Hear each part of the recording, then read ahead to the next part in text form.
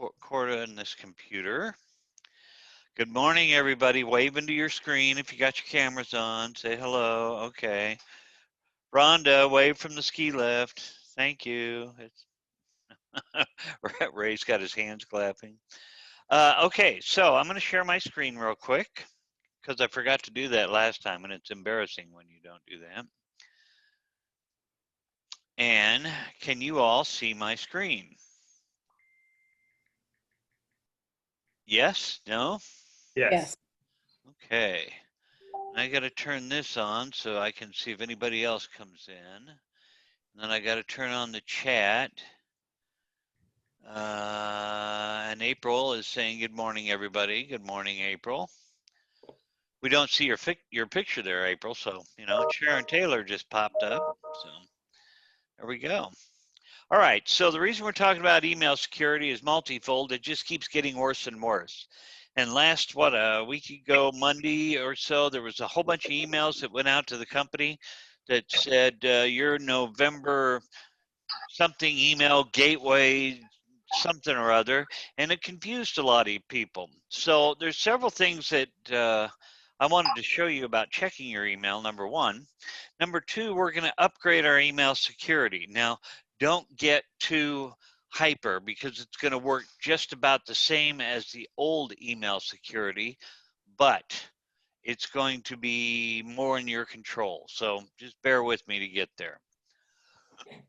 All right, so first thing, why are we worried about email security? Well, most of it ought to be self-explanatory to you. First off is you've got clients' information in there. And when you start messing with your client's information, now you're exposing more than just you. You know, if somebody gets a hold of your email login and then starts fishing around in there, they may find stuff that you don't want them to find on your clients. Identity theft, they can steal your identity as well as your clients, and hackers target you because you're real estate agents. You know, several years ago, if you all remember Lisa Carter, she had a Gmail account. Her Gmail account was spoofed in that they saw an email go out that says, here's your wiring instructions for your purchase of a home.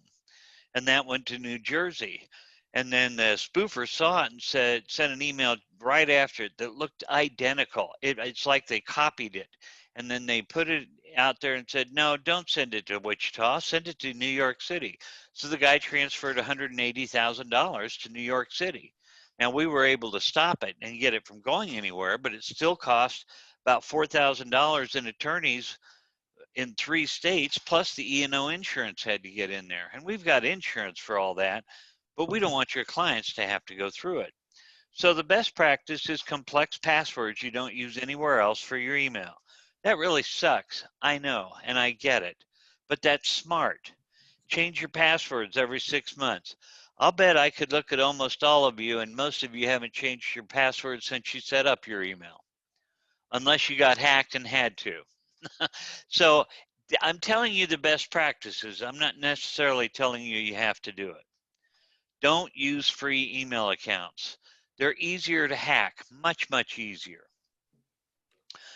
If you've got an old computer, make sure you update it when you're supposed to. If you got a new computer, update it when you're supposed to. If you got Windows 7, quit using it. It's not being updated anymore, and it's easily hackable. Use virus protection. Sandra, do you have virus protection on your computer as of today? Okay, I think that's on her list to do. I can't hear her, so I'll take it that she's getting it. All right.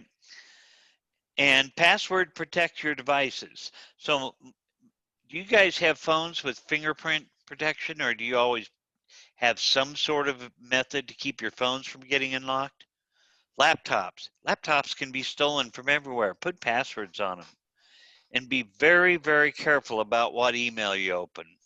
We're going to talk about some of those emails. So right now, you guys get an email like this once a day, right? Most of you do. And if you're not getting them once a day, it's because you don't have spam in there. We're going to come back to this slide in a minute, but it's very simple. These have been quarantined by a device we call the Barracuda. The Barracuda has artificial intelligence and looks for a lot of things that can get through other email or antivirus that you put on your computers. So its job is to catch those emails and make sure that you do want to have them. You can deliver them, you can whitelist them, you can view them if you want to see if you should open them, or you can delete them all. Now I'm going to come back to this slide in a minute, so don't get too hairy about that. But there are still some emails that get through that. And that's because those kinds of emails can't really check for where the leaks go versus what they say.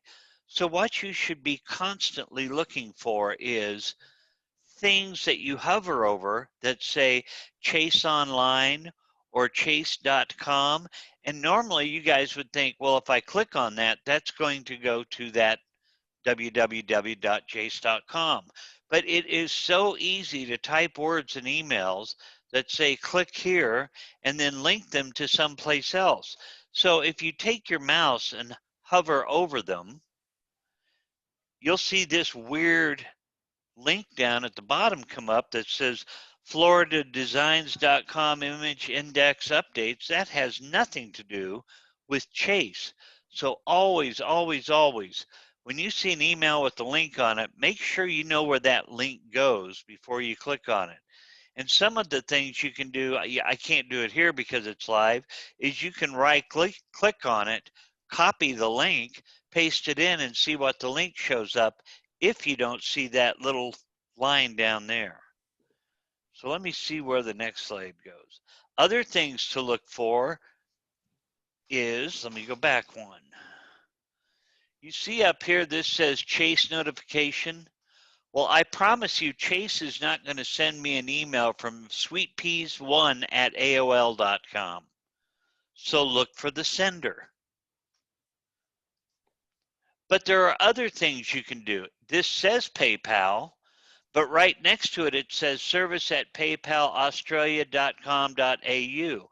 Well, that's not really a PayPal email address. They've made up something that looks like PayPal, but isn't. Your account has been limited. Well, that's a suspicious kind of content. And notice, dear PayPal member, it doesn't say Greg Fox, it says PayPal member. You would want to look for it to say your name. Log in your account. You'll need to log in your account, not into your account. And then it says click the link to follow. Well, if you hover over it, it says 69.162.70.169/, and it's got something weird on there.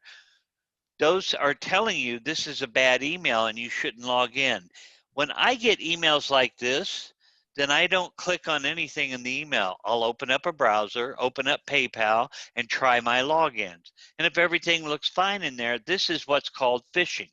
Somebody's trying to find something from you and steal your domain. Another one is generic non-personalized greetings. Dear client. Hovering over it reveals that it is not going to here. It goes to someplace else. And anytime you see a zip file, you don't want to click on it. Now, if you're expecting a zip file, that makes sense. But guess what? Currently, our email, our Barracuda, doesn't allow zip files through. You guys have to get a hold of somebody to get a zip file through to this email, because too many zip files contain viruses that once you unzip them on your computer, it's too late. The damage has been done. So the only time I want you to click on a zip file is if somebody's called you and say, I'm sending you a zip file. More than anything, what I do is there are mostly photographers use them, like Toby Andrews. But I go to her website, I log in, I see all the pictures I want to download. You click on them, and it puts a zip file on your computer. It does not come through the email. So understand that. Next slide. So when I looked at this Better KS, this is the email that everybody got last week. Do you recognize it? Sort of, yes, maybe. It looks pretty darn official. It says it's from BetterKS.com. And it says BetterKS quarantine messaging. But you saw earlier what our quarantine messaging looks like. Looks nothing like this. Second, you got to look at who it's sent from. And look at this weird long email address that pulled up in here. I'm never going to name anything Kawura Amafa Gudaka Akabankam Famsiba at BetterKS.com. That just ain't going to happen. So then it says update from Greg Fox at BetterKS.com. Again, if I looked at that, I'd think, man, that looks official. But here's where that link went to. And just so you know, in Office, we also have things locked down through our sonic wall. I did try to paste that into a browser to see what would happen with our IT guy's permission, of course. And that site is completely blocked. You can't get to it from our office. The question is whether you can get to it from home. And if you can, and you go there and you bring your laptop into the computer, well, that send a virus out all through our email. So what I'm trying to say is multifold. Email hackers are out there. Now, I will say this. The most popular hack right now is text message or email that says, Greg is in trouble. Please send him $100 worth of cards from Apple or Google Play or whatever it is. And Greg will never, ever send those. And thank goodness you all email me. And, you know, literally, I had somebody call me and says, Greg, are you in trouble? I'll send it if you are. No, believe me, if I needed that, I'd call my son, my daughters, you know, somebody like that. But you have to read your emails and analyze them a little bit before you click on them. And thank goodness, from the best I can tell, nobody in this company clicked on any of this. What the people did at best was call me or email me and say, did you send this? Good thing to do. Now let me go back to this email, which I told you about. One of the things I've been frustrated with over the last 3 or 4 years is that we have to go through our IT people sometimes to get email through that are caught in the Barracuda. And unfortunately, because of the way Paul's Barracuda works, is one setting has to meet all of his clients. So he won't allow us to get these emails more than once a day, nor can he allow you to decide that you'd like to get them more than once a day. And I can't look in to see what's stuck in the passwords or the quarantine and so on. So what is getting ready to happen is we are going to have our own Barracuda. And it's been upgraded to have more control to it. It's costing me a little bit, but I think it'll be worth it in the long run. A couple of examples. I had a order for a laptop that I made through Lenovo. And the order got stuck in the gateway, and I didn't get to see it till the following day so that I could click on the deliver and then click on go ahead and approve the order. I had the same thing happen with my Verizon phone. Paul has had some Zoom meetings caught in his Barracuda. So but he is smart enough to log in and see if something's stuck in there. And it's not that you guys or I'm not smart enough, but I'm not going to log in every day. If I'm, somebody could be sending us an offer and we could miss it because it would be stuck in here until the following day. And that could be a problem. So we are going to get our own Barracuda probably within the next couple of days. The emails you receive will still look a lot like this. The difference is I can give you permission to get an email from the Barracuda delivered however many times per day you want to receive it. I'll probably set it up for the company to come in every 2 hours. And I can already hear some of you going, I don't want to get this every 2 hours. Well, if there's nothing stuck in it, you won't get one. If there's something stuck in quarantine, then you will get one. But the point of it is, I don't want you to ever worry about, did I miss an offer or not? Did I miss something that was absolutely time sensitive I had to have or not? If you want to change your settings to only get it every, once every 4 hours or once a day, you'll have permission to do that on your own. We'll have better control where I can whitelist things across the company. So like I've noticed bhgre.com is now starting to get stuck in quarantine. And the only way you can get it out is to whitelist it for your own. The only way I can get it out is to call Paul and ask him to whitelist it. And that takes time. I don't want to take time. So I guess what I'm telling you is ultimately, very shortly, you're going to see these show up in your inbox more often soon. You can change how often it's going to show up, and you're going to get an invite to a Barracuda account so that you can view your own account and adjust times. And we do all this because I want your email to be protected. I don't want you guys to get hacked. I don't want them to come after the company, and I don't want our clients to be compromised. So that's everything I wanted to lecture about. Let me turn off my screen share. There was a question from Sharon Taylor, and that was the email that came in that was a farce, and we know it was a farce. Can we stop those from coming in? The answer is no. That's why you have to be smart enough to check them on your own. There are some very, very good hackers out there. And some of the protections that we're building in here is if somebody starts spamming email through both the Barracuda or through Microsoft and sending them through your account, they will get shut down before they go anywhere.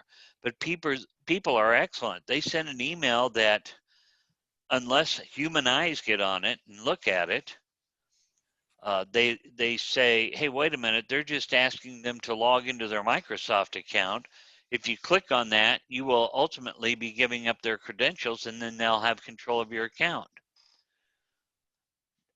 Is this smart enough to start shutting down those? Yes, they are smart enough in that when they're reported through the Barracuda and whatnot as hacks, they start saying, wait a minute, this email address is not good. We will no longer let those through. But how many have gotten through until they figure that out? Lance says, will this change affect how we receive emails in Outlook? The answer is no, except it will probably be faster.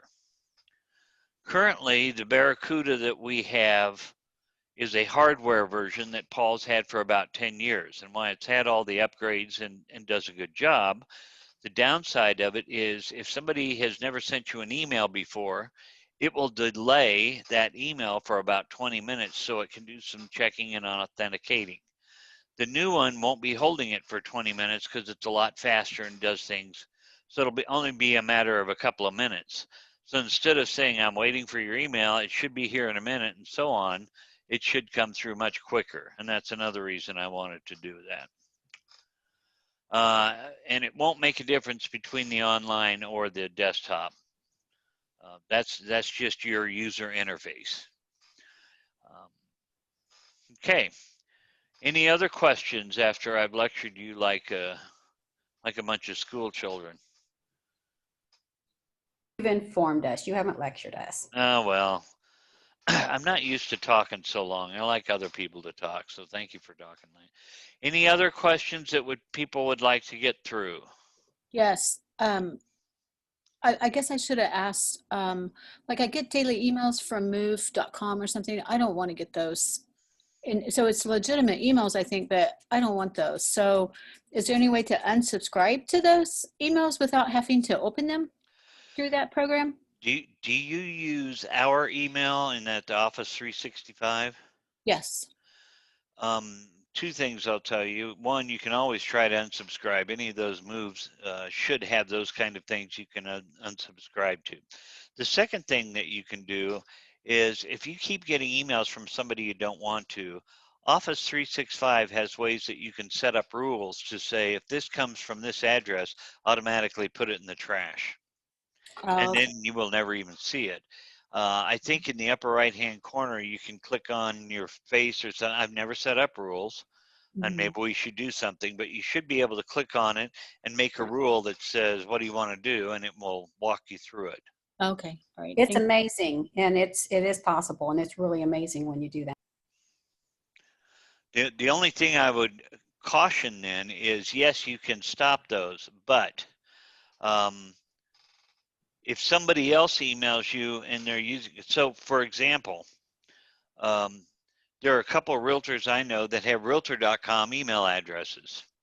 You know, John Smith at realtor.com. So if you say anything that comes from realtor.com, put it in the trash file, and John Smith, who's an agent here in town, sends you one, it'll go into trash. And I just warn you that be a little cautious about that. But I agree with Sandra, who said there's usually some sort of unsubscribe. It's way at the bottom. It's very small. And often, and they will respect that, because federal government gets them in a lot of trouble if they don't. Okay. Hi, Macy. Thank you, Kim. I'm going to quit recording since we're talking dogs now. I love dogs, but you know, we don't need to record that for everybody, right?